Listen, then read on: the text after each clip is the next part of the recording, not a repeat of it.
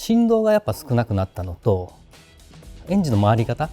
ていうのがちょっとこうかっちりしたというか、なんかそんな感じはしましたね。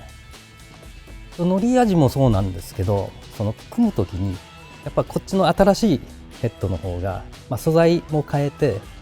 その硬さも硬くなって、でネジ穴のその強度も上げたじゃないですか。今回組んだ時にすごく気持ちいいですね。そのキューンとトルクがこうグーッと立ち上がっていく感じ、シューパチって決まるような、でそういうのを全部こう手で感じてるんで、乗った時になんかその一つ一つがやっぱそのカチッとしたところにつながってきてるのかなとはちょっと思ったりなんかしてますね。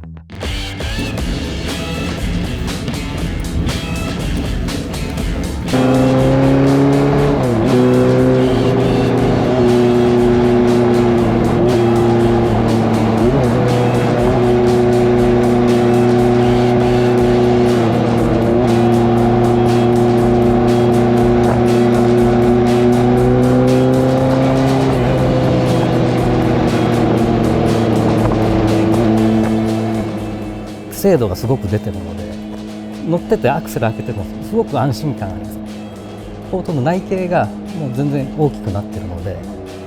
それもそのパワーにつながってるんじゃないかなと。1番4番と2番3番をなるだけ形が同じ近くなるようにデザインしてもらってます。ノーマルの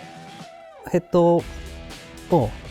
ート拡大してもその肉厚がやっぱどんどん少なくなっていくんで、その辺もちょっとこう肉厚を